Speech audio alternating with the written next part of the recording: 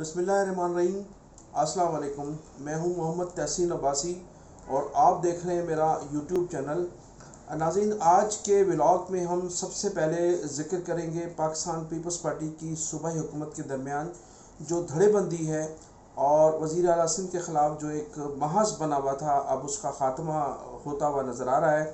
پھر ہم ذکر کریں گے پاکستان پیپلز پارٹی کے بعض وزراء کی پریس کانفرنس اور اس پریس کانفرنس کا جس طرح سے متحدہ قومی موومنٹ 90 کی رابطہ کمیٹی نے ایک پریس کانفرنس کے ذریعے جواب دیا ہے، اس پر بھی ہم ذکر کریں گے۔ تو سب سے پہلے میں ذکر کروں گا پاکستان پیپلز پارٹی کی جو صوبائی حکومت جو شدید بحران کا شکار ہے، اور پاکستان پیپلز پارٹی کی صوبائی حکومت کے درمیان جو دھڑے بندیاں تھیں وہ اب کھل کر بھی سامنے آ گئی تھیں، اور اب اس دھڑے بندیوں کا یقینی طور پر خاتمہ بھی ہونے جا رہا ہے۔ گزشتہ 2 روز قبل پاکستان پیپلز پارٹی کی ایک پارلیمانی بورڈ کا ایک اجلاس ہوا تھا، اور اس اجلاس سے بلاول بھٹو زرداری صاحب نے خطاب کرتے ہوئے تمام ان لوگوں کو متنبہ کیا تھا جو سید مراد علی شاہ صاحب کی حکومت کے خلاف ایک بہت بڑا گروپ تشکیل دیا جا چکا تھا، اور اس گروپ کو یہ میسج تھا بلاول بھٹو زرداری صاحب کی جانب سے کہ مراد علی شاہ ہی پاکستان پیپلز پارٹی کے وزیر اعلیٰ رہیں گے، لہٰذا ان کے خلاف جو بھی سازش کرے گا اس کو پارٹی میں نہ صرف سخت سزا دی جائے گی بلکہ وہ اپنے آپ کو پارٹی سے باہر سمجھے۔ یہ ان کا کھلا میسج تھا، کھلا پیغام تھا تمام ان لوگوں کے لیے جو مراد علی شاہ حکومت کے خلاف سازشوں میں مصروف تھے۔ تو ایک نہیں بلکہ کئی گروپ تھے ایسے جو وزیر اعلیٰ کے امیدوار تھے، خاص طور پر شرجیل انعام میمن کا نام لیا جا رہا تھا۔ پھر اس سے قبل جب مراد علی شاہ صاحب چیف منسٹر بننے جا رہے تھے تو سید ناصر حسین شاہ صاحب کا بھی ایک گروپ موجود تھا، اور پھر سب سے بڑھ کر یہ کہ فریال تالپور صاحب جو ہیں وہ کسی صورت بھی اس وقت مراد علی شاہ صاحب کو وزیر اعلیٰ سے جو ہے وزارت اعلیٰ سے اتارنے کی پوری کوششوں میں مصروف ہیں، اور ان کے جو ان کی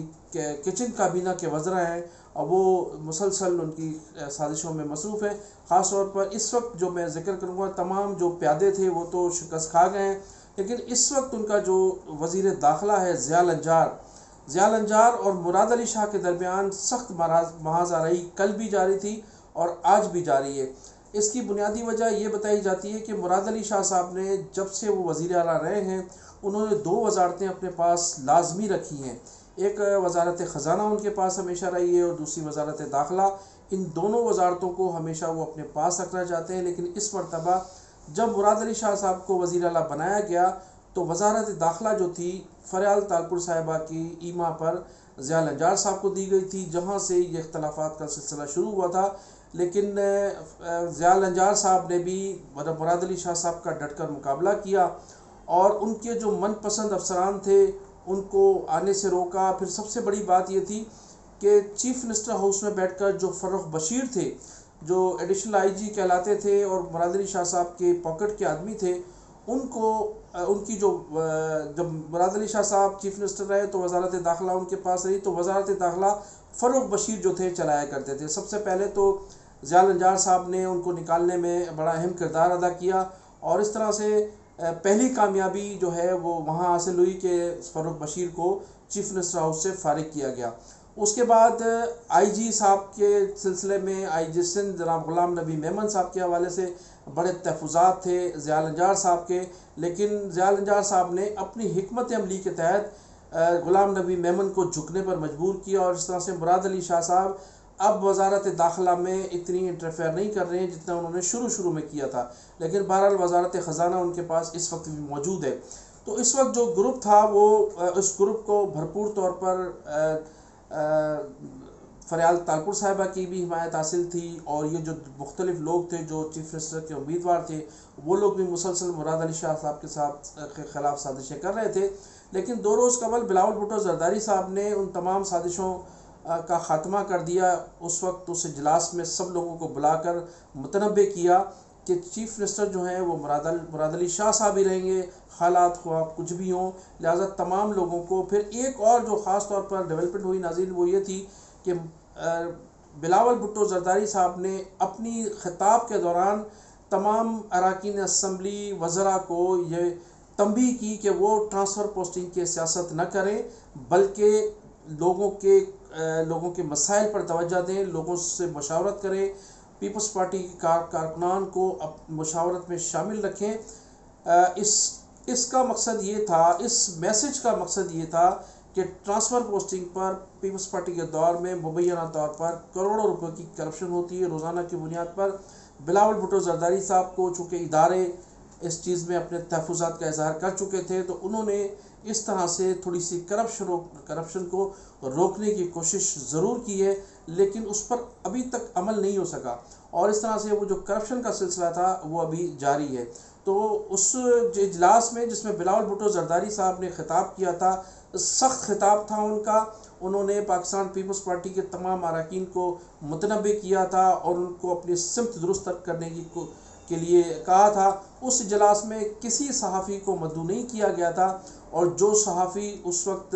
ذاتی حیثیت میں پہنچے تھے ان کو پنڈال سے نکال دیا گیا تھا، لیکن اس کے باوجود بھی خبریں جو تھیں وہ باہر آئیں، اور ان خبروں پر میں ابھی آپ کو جو ہے سے گفتگو کر رہا ہوں۔ تو ایک تو وہ جو سازشیں تھیں مراد علی شاہ صاحب کے خلاف، وہ تمام سازشیں دم توڑ گئیں، اور پھر اس کے بعد انہوں نے بلاول بھٹو زرداری صاحب نے انہیں نام نہ لیے بغیر ان تمام وزراء کو متنبع کیا کہ وہ اپنے کام پر توجہ دیں، اور اپنا جو وقت وہ مراد علی شاہ کے خلاف صرف کر رہے تھے سازشوں میں، اس میں صرف کرنے کے بجائے لوگوں کے مسائل پر توجہ دیں۔ تو ناظرین، اس وقت یہ صورتحال ہے۔ پھر ایک اور جو نئی ڈیولپمنٹ تھی اس دوران، وہ یہ تھی کہ جناب اینٹی کرپشن کے چیئرمین کو تبدیل کیا گیا ہے۔ اچھا، اینٹی کرپشن کے چیئرمین جو تھے وہ جونیجو صاحب، انہوں نے ایک خط لکھا تھا اپنے صوبائی وزیر جناب سردار مہر صاحب کو، اور ان کو مخاطب کرتے ہوئے کہا تھا کہ اینٹی کرپشن میں چونکہ کرپشن ہی کرپشن ہے، لہٰذا اس میں اصلاح کرنی چاہیے۔ ان کا یہ کہنا تھا کہ مجھے بھی آفر کی گئی تھی، اور آپ کے نام پر بھی بڑے پیمانے پر مبینہ طور پر پوری سندھ گورنمنٹ سے منتھلی لی جاتی ہے، اور اس لیے میں آپ کو یہ اطلاع دے رہا ہوں۔ جب یہ لیٹر جناب